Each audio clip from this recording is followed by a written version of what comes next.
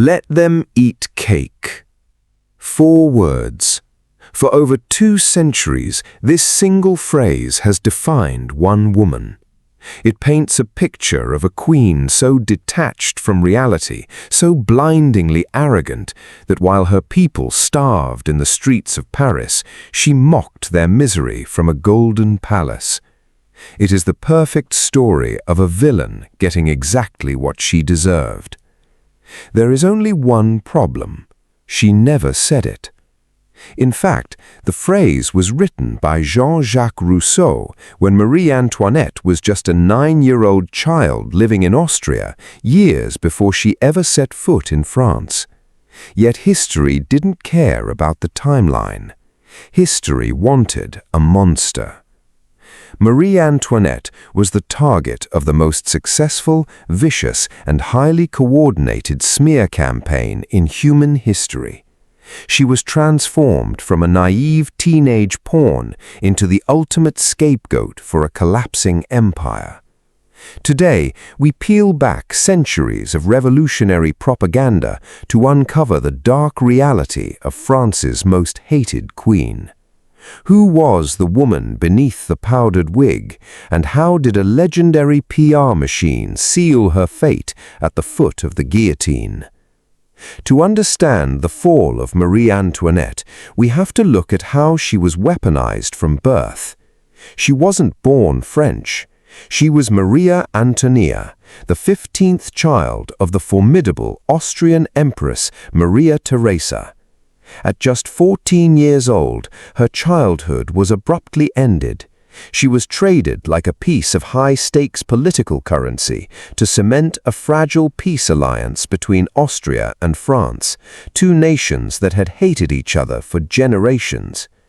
Imagine being 14, stripped of your identity. Literally, at the French border, she was taken into a wooden pavilion, forced to take off every stitch of her Austrian clothing, and stripped of everything she owned, even her beloved pet dog. She was redressed in French silk, scrubbed of her past, and renamed Marie Antoinette. Her new husband, the future Louis XVI, was only 15. He was painfully awkward, deeply insecure, and intensely shy. When the two were pushed into the grand marriage bed at the Palace of Versailles, the pressure of an entire continent rested on their shoulders.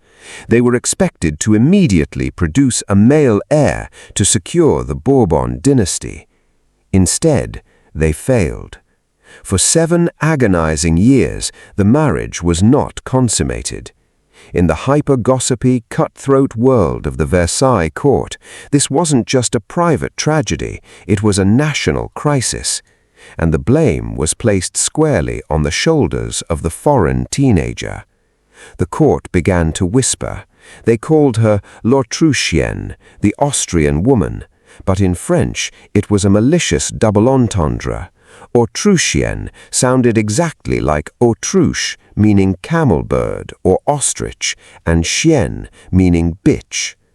Before she had even reached her 20s, the narrative was set. She was a foreign parasite who couldn't fulfill her basic duty. Suffocating under the rigid etiquette of Versailles and humiliated by her husband's public shortcomings, Marie Antoinette did what many lonely teenagers would do. She looked for an escape. She threw herself into high-stakes gambling, stayed up until dawn at masked balls, and became a fierce fashion icon. Alongside her personal milliner, Rose Bertin, she popularized the pouf, towering 3-foot-tall powdered wigs held together by pomade and wire, decorated with everything from miniature ships to mechanical birds. But this wasn't just harmless fun. France was drowning in debt. The country's financial system was structurally broken, and the Crown had just spent vast fortunes funding the American Revolution to spite the British. The public was starving, and they needed someone to blame. They couldn't easily blame the king. He was seen as God's anointed ruler. So they looked at his foreign wife. If you're fascinated by how history is rewritten by the winners, make sure to hit that subscribe button and turn on notifications. We break down the dark truths behind historical icons every week. Now, back to the story. An underground industry of illegal, highly explicit pamphlets called libelles exploded across Paris. These weren't just political cartoons, they were the 18th century equivalent of deepfakes and revenge porn. They published graphic, completely fabricated stories accusing the Queen of horrific crimes, massive orgies, and hoarding the nation's grain. They gave her a new nickname that stuck like glue, Madame Deficit. Every single move she made was twisted. If she grew tired of the opulence of court and retreated to her private estate, the Petit Trianon, she built a mock peasant village where she could dress down in simple cotton clothing. The public didn't see a woman yearning for simplicity. They saw an arrogant aristocrat mocking the poverty of real peasants. When she wore a simple white cotton dress in a painted portrait, the public was outraged. They claimed she was dressing like a chambermaid, insulting the dignity of France and actively ruining the French silk industry by promoting imported cotton. She literally could not win. If she wore gold, she was greedy. If she wore cotton, she was a traitor. The tipping point came in 1785 with a bizarre crime known as the Diamond Necklace Affair. It is perhaps the most audacious case of identity theft in history and sealed Marie Antoinette's fate without her knowing it happened. A high-ranking, desperate cardinal named Prince de Rohan was desperate to regain the Queen's favor.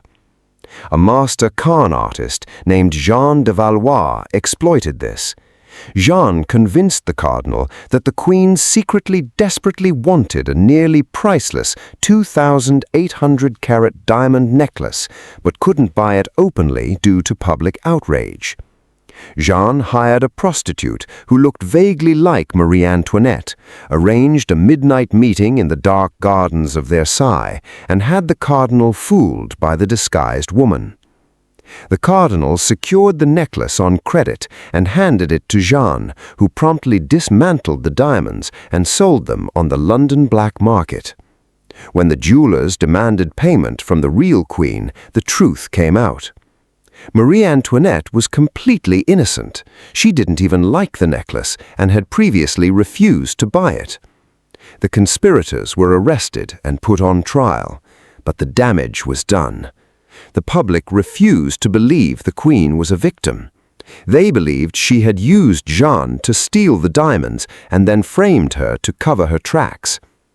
The diamond necklace affair completely destroyed whatever remained of her reputation. It convinced the French people that their Queen was a corrupt, spending-obsessed criminal. 4 years later, the French Revolution erupted. When the angry mobs marched on Versailles in October 1789, demanding bread, they weren't chanting for the king, they were screaming for the blood of the Queen.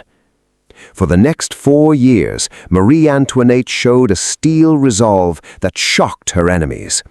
While Louis XVI froze in indecision, she actively corresponded with foreign powers, desperately trying to organize a counter-revolution to save her family. But it was too late. After a failed escape attempt in 1791, the royal family was entirely imprisoned. In January 1793, Louis XVI was sent to the guillotine.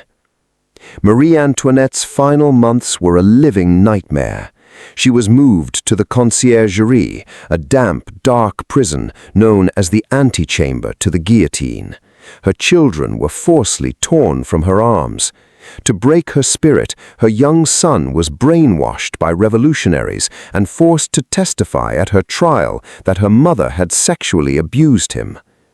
During her sham trial in October 1793, she remained calm, refusing to give her prosecutors the satisfaction of seeing her break. When the incest charges were leveled against her, she turned to the crowd and stated, "I appeal to all mothers who may be here. Is such a thing possible?" For a brief moment, the courtroom fell silent in shame. But the verdict was predetermined: treason. On October 16, 1793, Marie Antoinette was placed in an open wooden cart, not the closed carriage given to her husband, and paraded through the mocking, jeering crowds of Paris. Her hair had turned completely white from stress. She was only 37 years old.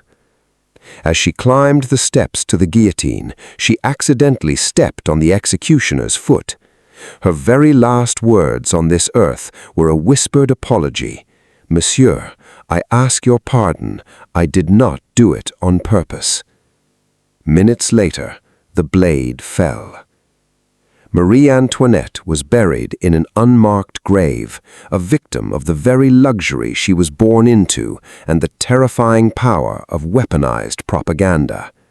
She wasn't a saint, but she was far from the monster history created. She was simply a woman caught in the gears of a changing world, crushed by the weight of a crown she never asked for.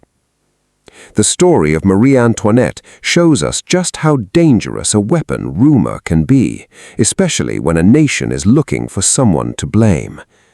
What part of her true story surprised you the most? Let me know in the comments below. If you found this video educational, leave a like, share it with a history buff, and subscribe for more deep dives into the dark truths of history. Thank you for watching, and we'll see you in the next documentary.